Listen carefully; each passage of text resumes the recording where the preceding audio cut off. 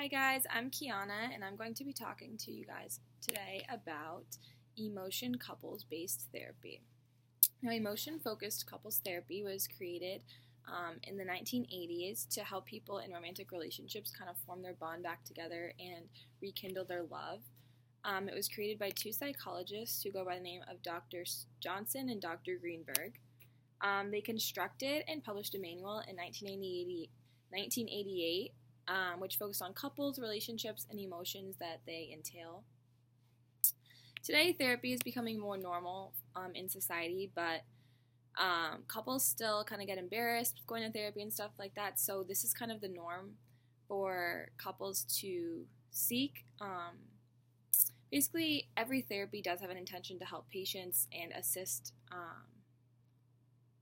everyone who wants to find answers or seek support. In particular, with couples and relationships, they struggle with power and lack of communication and trust and stuff like that, all which kind of relates back to emotions, which play a huge part in EFT because they can lead to frustration, disagreements, and stuff like that.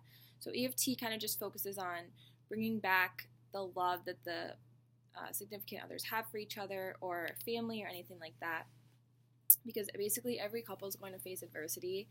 It's kind of like inevitable, and what really matters is how that adversity is handled.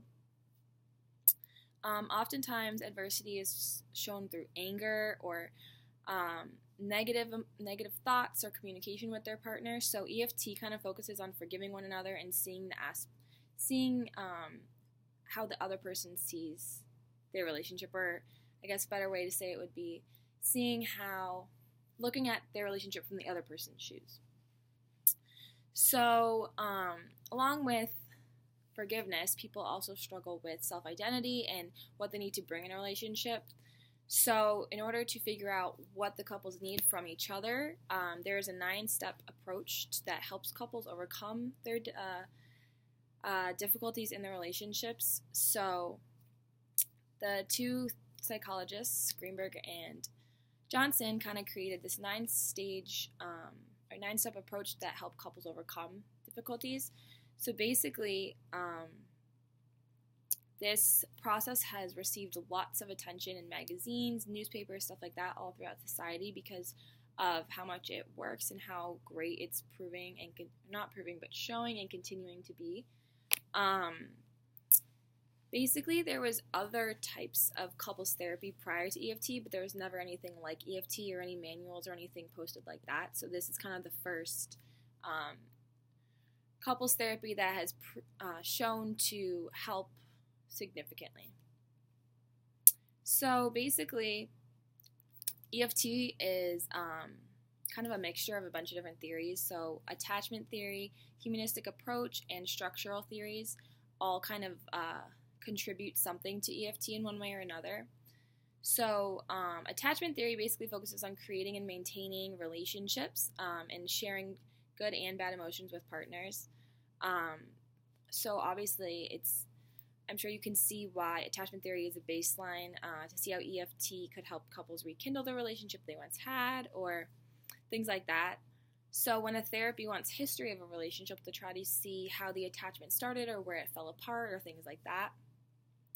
Attachment theory could also lead to relationship issues because it kind of sets expectations and guidelines for what someone wants in their partner or what they expect in a relationship.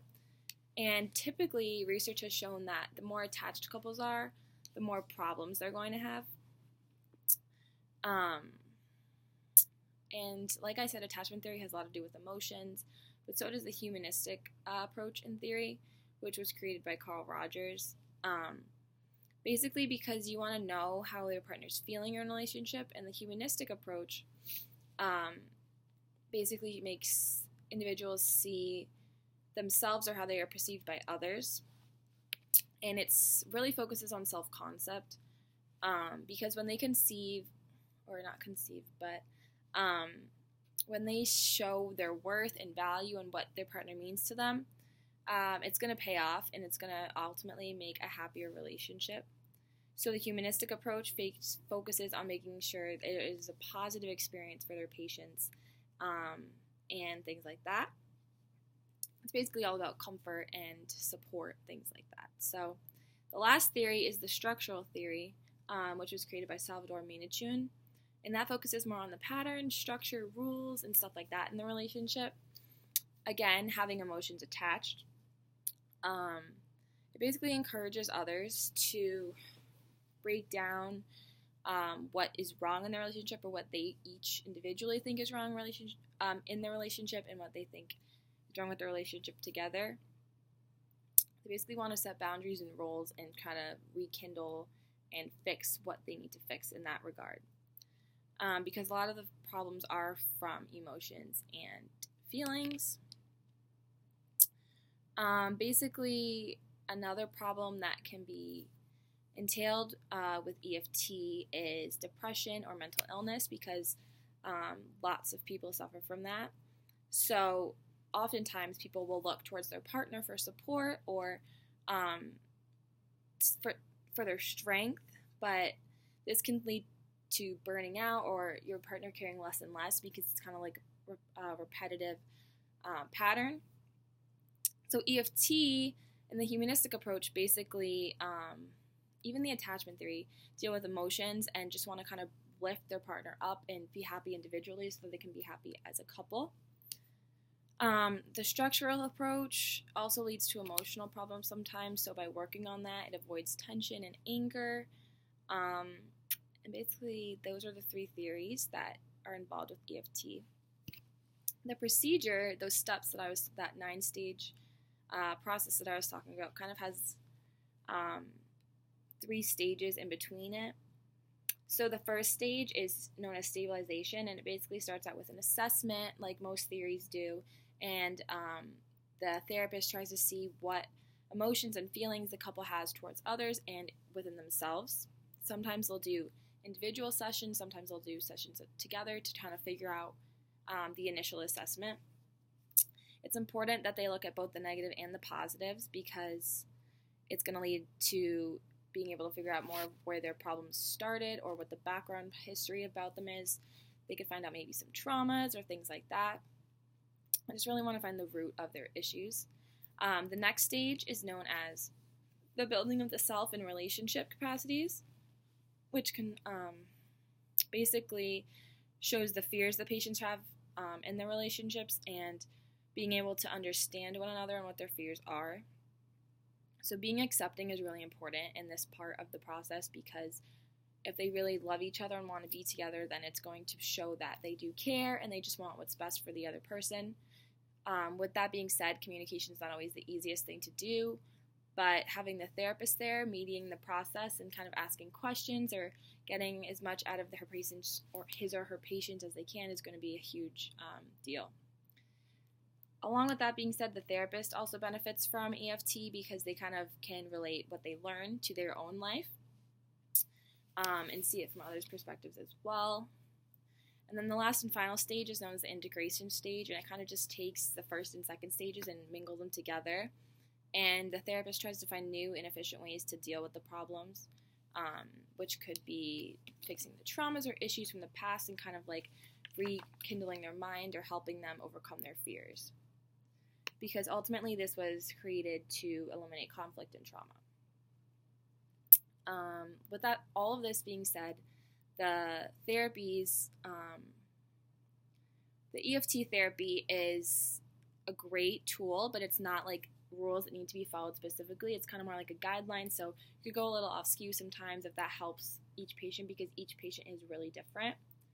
But ultimately, the outcome research and critical evaluation shows there's so much research being done and continuing to be done that shows that couples facing problems, whether it's like mental illnesses or physical illnesses, traumas, conflict, issues, anger, anything like that, this therapy has shown to help improve the relationship problems or individual problems within the relationship. Many research has been done with this theory. It is more of a newer therapy. Many research has been done with this therapy. It is more of a newer one, so research is still being done, which is great. It's being found to be very useful because not only, it is being found to be useful, Females tend to want to go to these therapies more than males, but being able to have the therapist kind of mediate once the couple does get there really does help.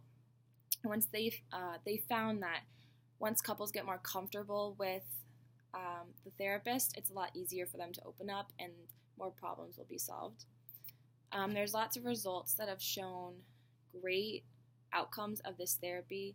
Just an example for you guys so you can kind of understand is there was a study done that required couples to attend both EFT sessions and more of like controlled group sessions, and results showed a significantly higher score for couples who acquired EFT rather than the group sessions, and they proved to be, well, not proved, but showed to be more